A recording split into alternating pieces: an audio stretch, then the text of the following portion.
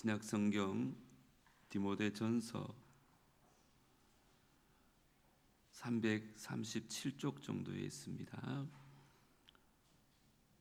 5절과 6절을 우리 한 목소리로 다 같이 한번 읽도록 하겠습니다. 시작.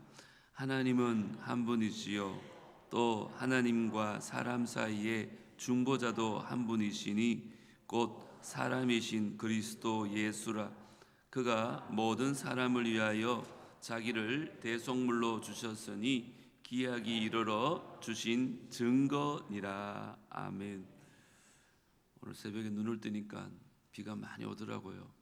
그래도 오늘 많이 오셔서 감사하고 오늘도 말씀 가운데 풍성한 은혜를 누리시기를 주 이름으로 축복합니다. 이번 특세는 예수님이 십자가에서 죽으신 이유들을 하루에 한 3가지씩 한 15가지로 정리해서 살펴보고 있습니다.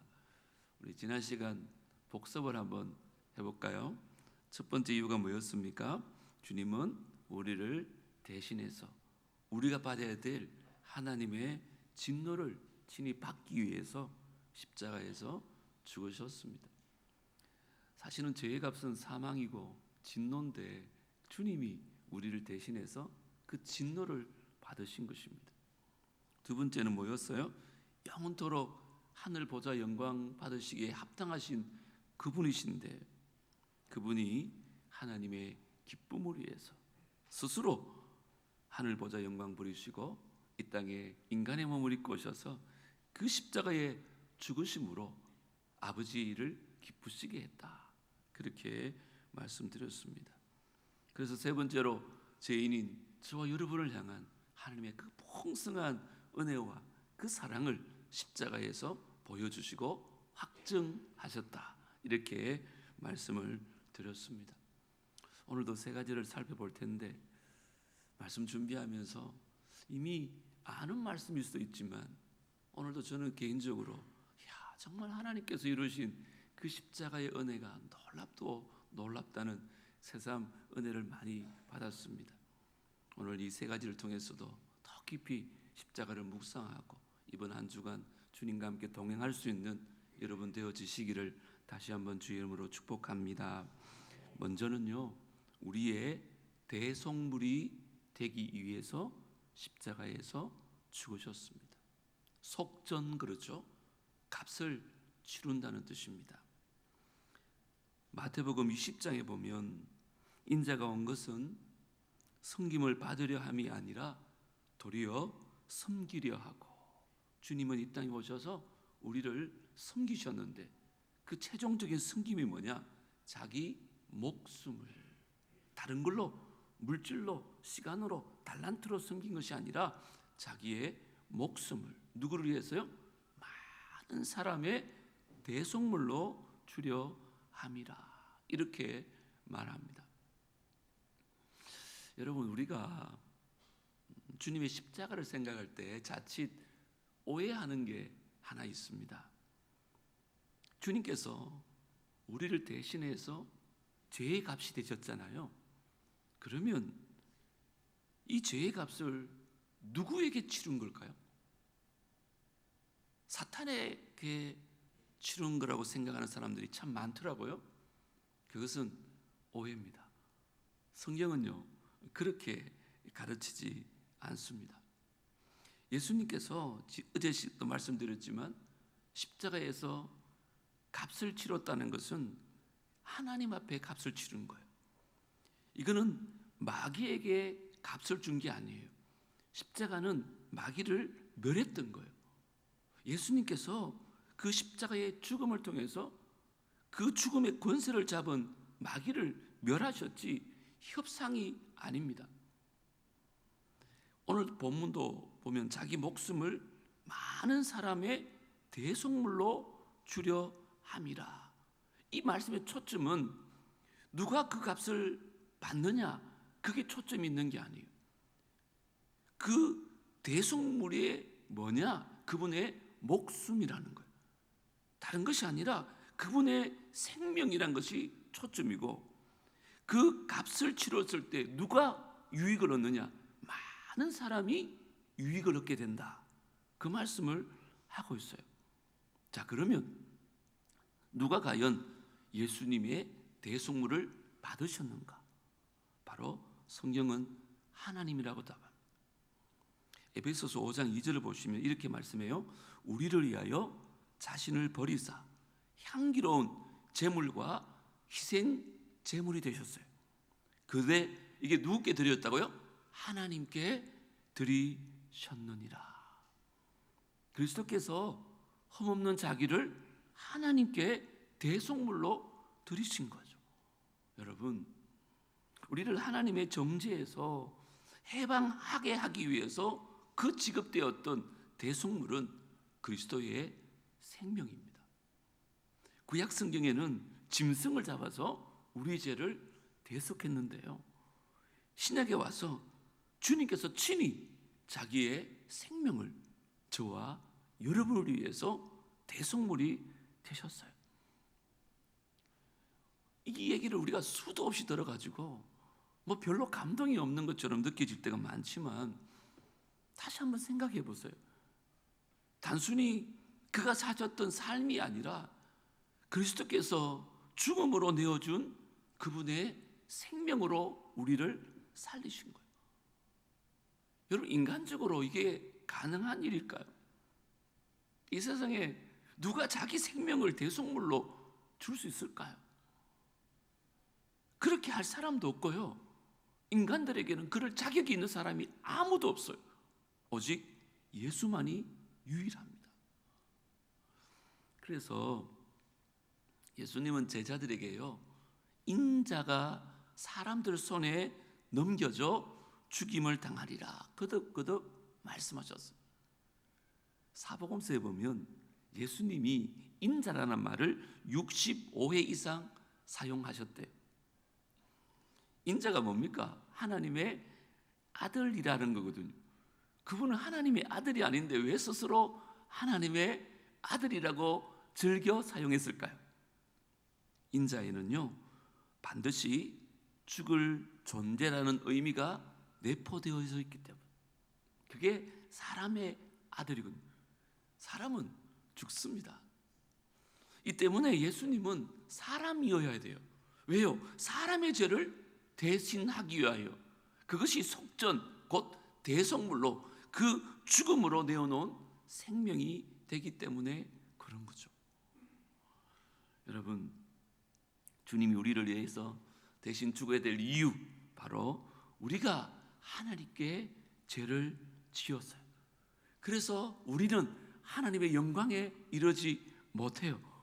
그래서 성경은 그리스도께서 자신을 우리의 대속물로 하나님께 드림으로 우리는 하나님으로부터의 정죄를 해방받는 거예요. 마귀는 우리를 정죄할 수 없어요. 그래서 우리는 예수 안에서 결코 뭐가 없대요? 정죄함이 없는 거죠. 오늘 본문 다시 한번 보았어요. 하나님은 한 분이세요. 또 하나님과 사람 사이의 중보자도 예수 그리스도 한 분밖에 없어요. 그분이 왜 중보자냐? 곧 사람이신 예 그리스도 예수라. 그가 모든 사람을 위하여 자기를 대속물로 주셨는데 기약이 이르러 주신 증거니라. 대속하신 예수 그리스도를 받아들인 사람은요, 누구도 예외 없이 이 구원에 이룰 수 있습니다. 그러나 여러분, 오늘 본문을 보면 많은 사람이라 그랬지 모든 사람이라 그러지 않아요. 모든 사람이 다 하나님의 진노에서 대속받지 않을 것입니다. 사랑하는 여러분, 여러분 어떻습니까? 예수님은 스스로 우리를 위한 대속물이 되셔서 우리에게 자기의 생명을 주셨는데, 우리는 그 주님의 마음으로 믿고 입으로 시인하여 이 구원에 이르렀느냐는 것입니다. 저는 남부의 모든 성도들이요, 다른 건 몰라도 이것만큼은 좀 확실하게 고백할 수 있었으면 좋겠습니다. 우리 주의 십자가가 많은 사람의 대속물이 되기 위해서였다는데, 여기 많은 사람들 가운데 저와 여러분이 반드시 포함될 수 있게 되기를 주 이름으로 축복합니다. 우리를 위한 대속물이 되기 위해서 그 십자가에서 죽으셨어요. 두 번째는요, 많이 들었던 말씀인데 다시 한번 나눠야 되겠어요. 우리의 죄를 용서하기 위해서. 용서라는 단어에 좀 초점을 맞추어서 말씀을 좀 나누려고 하는데요, 여러분, 용서라는 단어의 개념이 여러분 마음 안에 정립이 되어 있습니까? 잘 생각해 보십시오. 우리가 누구 빚을 이렇게 탕감해 준다거나 또 범법이나 또 상해를 용서할 때 있잖아요, 합의금을 받지 않습니다. 합의금을 요구하면 그건 용서가 아니기 때문에 그렇습니다. 손해를 배상받는다면 용서가 필요 없는 거죠. 용서하지 않겠다는 거예요. 왜요? 마땅한 몫을 받았을 뿐인 것입니다. 용서는요, 은혜를 전제합니다. 은혜는요, 누군가 내게 상해를 입혔더라도 문제 삼지 않는 것이 은혜입니다. 그게 용서예요. 그 사람을 고소하지 않습니다. 그냥 용서하는 거죠.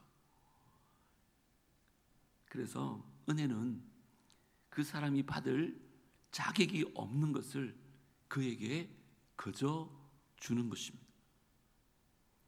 이 때문에 용서라는 뜻의 영어 단어 알잖아요. forgiveness. 여기 보면 주다라는 뜻을 갖고 있어요. 존 스토턴이 이렇게 말하더라고요. 다시 말해서 용서는 대갚음이 아니다. 용서는 대갚을 권리를 포기하는 것이다. 저는 이 말이 너무너무 좋았어요. 용서는 대갚음이 아닙니다. 용서는 대갚음을 포기하는 것이 용서입니다. 저와 여러분이 하나님으로부터 이런 용서를 받았다는 거예요. 우리 하나님 앞에 엄청난 죄를 지었는데 하나님께서 그 죄를 우리에게 돌리지 않겠다는 거예요. 그게 용서입니다. 하나님은 우리의 허물을 도말하겠다 말씀하셨어요. 없애버리겠다. 짓밟아버리는 거예요.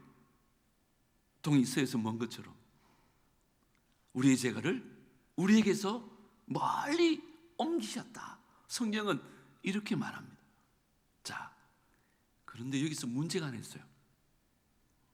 모두가 알듯이 용서만으로는 충분하지 않습니다. 살인이라든지 이 성폭행처럼 상해가 클 때만 보더라도 쉽게 할 수 있어요. 존 스타턴은 이렇게 설명합니다. 판사들이 있잖아요. 모든 살인자나 성폭행자들에게 그저 미안하시죠? 됐습니다. 국가는 당신을 용서합니다. 그러니까 이제 가셔도 좋습니다. 그렇게 말한다면 우리 사회가 제대로 유지될 수 있겠습니까? 그렇게 될 수가 없는 거예요. 모두가 알듯이 이런 경우는요, 피해자가 용서할 마음이 있더라도 국가는요, 정의를 버릴 수가 없는 거죠. 이해가 되십니까? 하나님의 공의, 하나님의 정의도 다르지 않아요. 여러분, 우리가 지은 죄는 심각한 죄인 줄 아셔야 됩니다. 얼마나 심각한지 몰라요. 왜요? 모든 죄는 하나님을 거스르기 때문에 그래요. 우리가 하나님을 무시하거나 하나님께 불순종하거나 하나님을 모독할 때 하나님의 영광이 손상이 되어져요.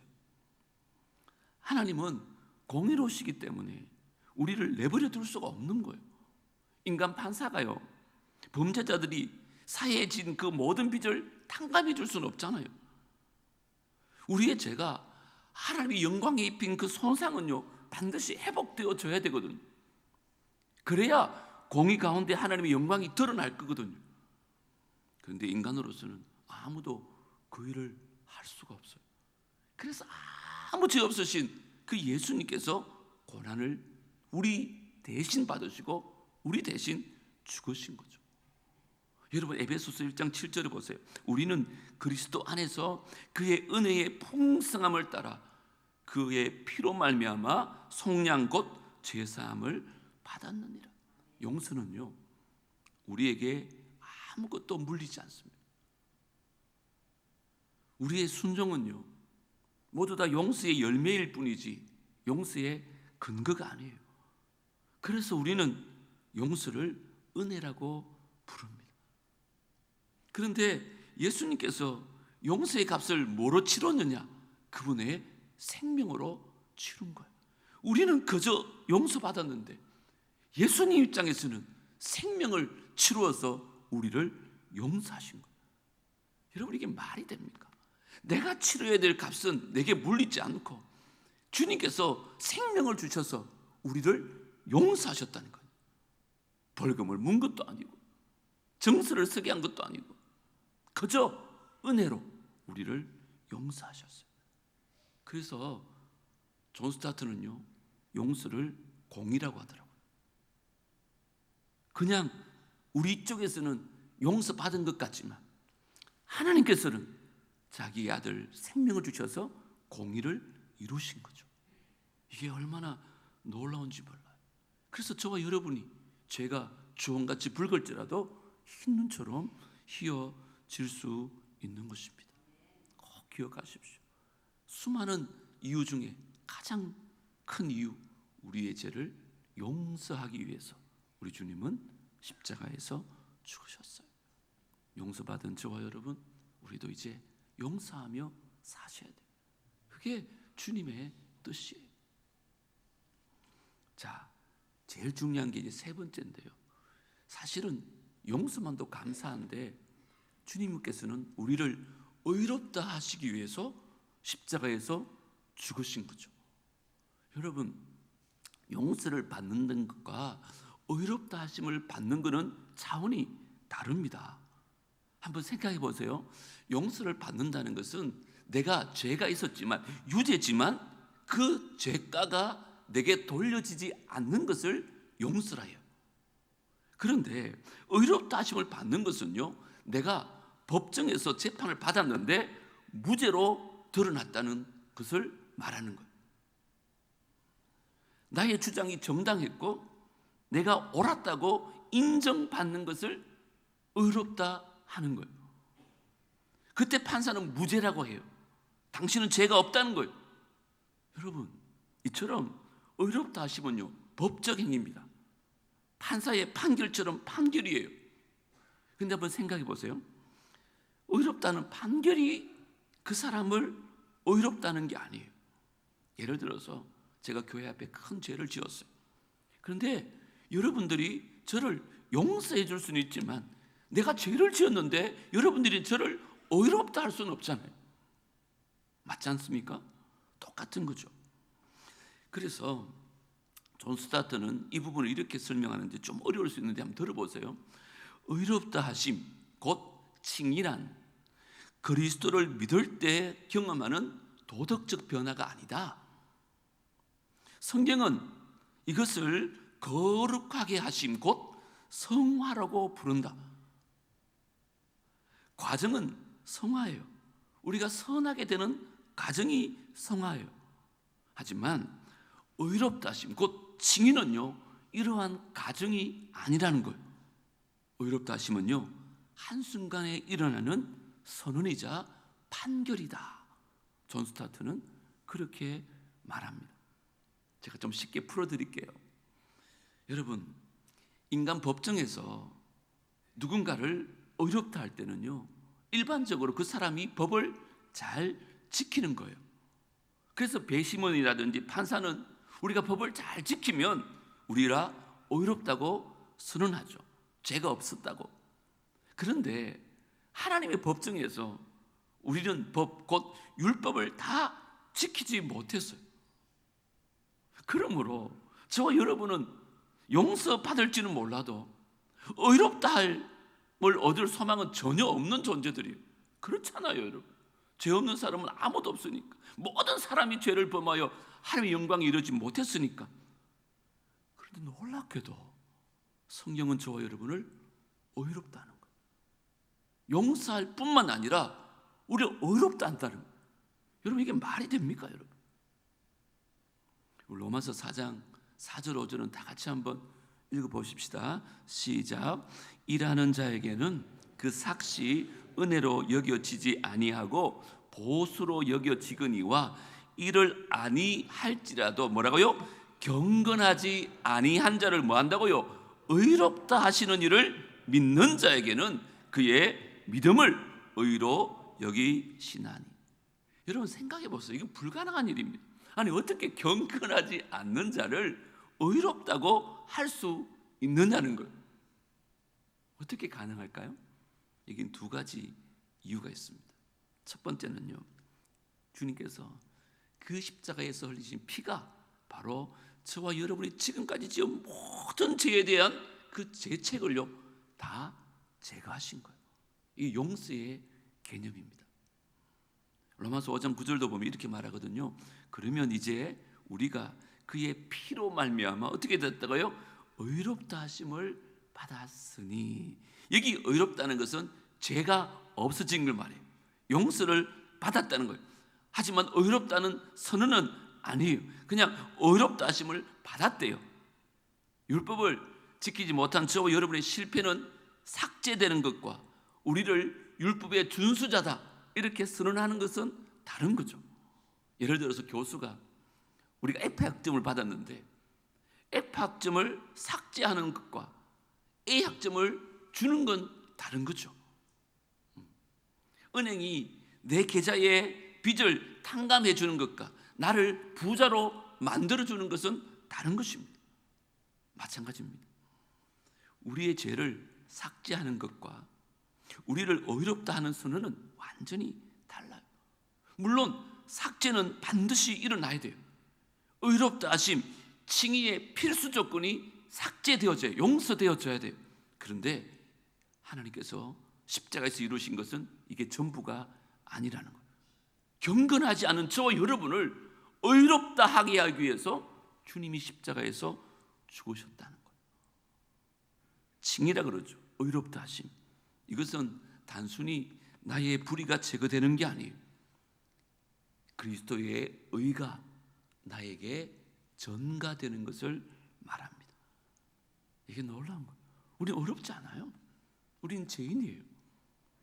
빌립보서 3장 9절 한번 읽어볼까요? 시작. 내가 가진 의는 율법에서 난 것이 아니요 오직 그리스도를 믿음으로 말미암은 것이니 곧 믿음으로 하나님께로부터 난 의다. 우리는 율법을 지켜서 의로울 수가 없어요. 우리는 율법을 지키지 못했어요. 우리는 죄인입니다. 그런데 어떻게 의인이 되었느냐? 하나님께서 예수 그리스도의 의를 우리에게 덧입혀 준 거예요.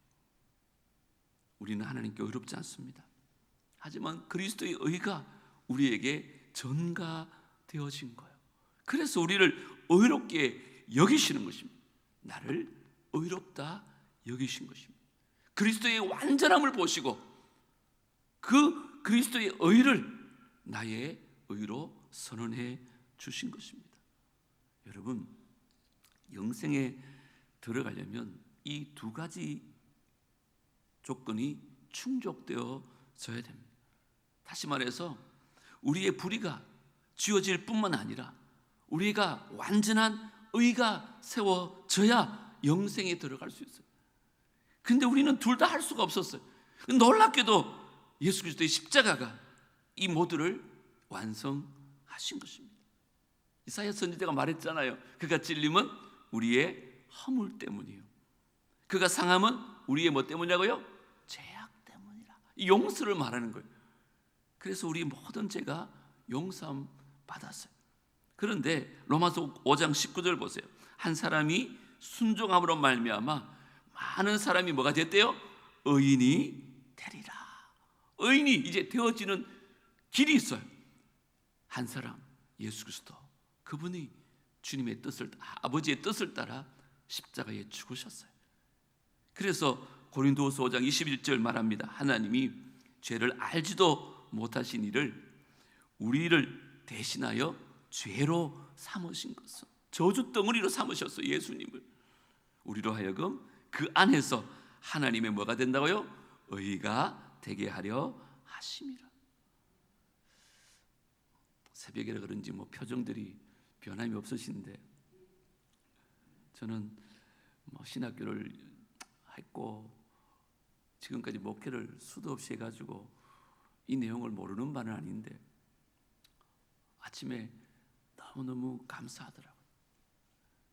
제가 지은 죄를 제가 알기 때문에 그런지 모르겠지만 내가 이 죄가 용서받은 것도 너무 감사한데 하나님이 저를 의롭게 여기신 것이요 정말 너무너무 감사하더라고요.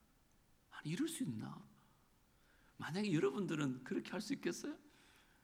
용서는 할 수 있을지 모르겠어요. 용서도 쉽지는 않지만 용서도 하기 쉽지 않은데 우리를 의롭다 해주신대요. 우리가 이런 하나님의 사랑과 하나님의 은혜를 받고 살고 있습니다. 이제 숙제가 하나 있잖아요. 이제 우리도 그렇게 살아야 되잖아요. 하나님께서 의롭다 하신 형제여 자매들입니다. 비록 허물과 죄악들이 여전히 우리 가운데 있지만 형제와 자매를 바라볼 때 우리의 시선이 아니라 우리의 관점이 아니라 주님의 마음으로 서로 바라볼 수 있게 되기를 주님을 축복합니다. 오늘 세 가지 꼭 기억하면 좋겠습니다. 첫 번째 뭐라고요? 주님은 우리의 대속물이 되기 위해서 십자가에서 죽으셨습니다. 자기 목숨을 우리의 대속물로 주셨어요. 아니 이 세상에 그런 사람이 어디 있습니까? 저와 여러분이요 그런 사랑을 받고 있다니까요. 두 번째는 예수님은 우리의 죄를 용서하기 위해서 십자가에서 죽으셨어요. 우리의 죄를 다 도말하시려고. 기억지도 않는데요. 뿐만 아니라 세 번째, 우리를 의롭다 하시기 위해서 십자가에서 죽으셨어요. 우리를 용서할 뿐 아니라 우리는 의롭지 않은데 의로 여겨 주셨다는 것입니다. 이제 오늘 아침 이 귀한 말씀 받았는데 오늘도 하루 종일 이 십자를 좀 묵상하면서 고난주간 주님의 은혜 가운데 지낼 수 있는 우리 모두가 되어지기를 주의 이름으로 축복합니다. 우리 찬양하십시다. 그때 그 무리들이 예수님 못 박았네 녹슨 세계의 그 못으로 망치 소리 내 마음을 울리면서 들렸네 그 피로 내 죄 씻었네.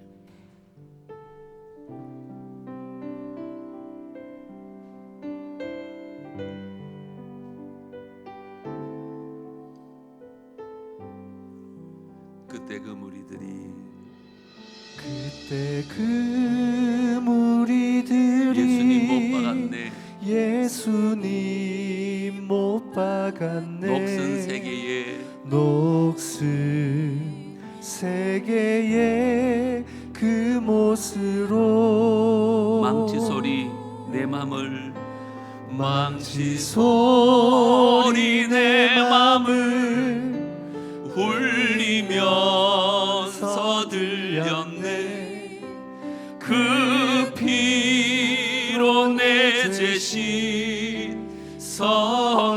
씻었네 주여 저들의 죄를 주여 저들의 죄를 용서하여 주소서 주님 눈물로 기도했네 귀중한 그 보배 피 귀중한 그 보배 피 나를 위해 흘렸네 그 피로 내 죄 씻었네 비웃는 그 무리들 비웃는 그 무리들 주님 옷 벗긴 후에 주님 몸 깊이 찔렀네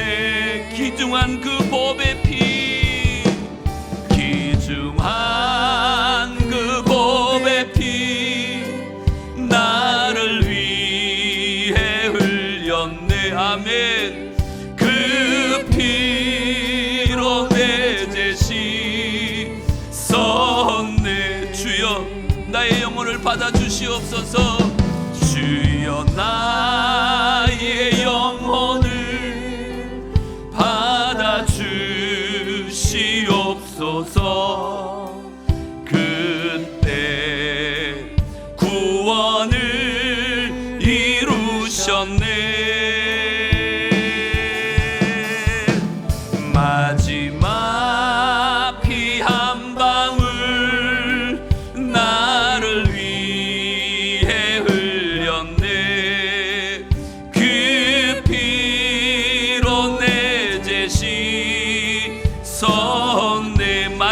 피 한 방울 나를 위해 흘렸네. 마지막 피 한 방울 나를 위해 흘렸네. 그 피로 내 죄신 섰네. 이 시간에 함께 기도하십시다. 오늘 말씀 기억하면서 나의 죄를 속하려고 대속물이 되어주신 그 주님의 사랑 다시 한번 감사하고, 나의 죄를 도말하시기 위하여, 나의 죄를 용서하시기 위하여, 나의 죄를 내게로 돌리지 아니하고 다 없이 하기 위하여 십자가에 죽으신 그 주님의 사랑에 감사하고, 용서받은 것만도 감사한데 나를 의롭다 하시기 위하여 그 십자가에 죽으시고 그리스도의 의가 나의 의가 되게 하신 하나님께 감사하고, 이제 나도 그렇게 용서하며 사는 사람 되게 해달라고 우리 주님 한번 외치고 통성으로 기도하며 주님 앞에 나가겠습니다. 주여, 하나님 아버지여, 참으로 감사합니다. 오늘 이 새벽에도 주님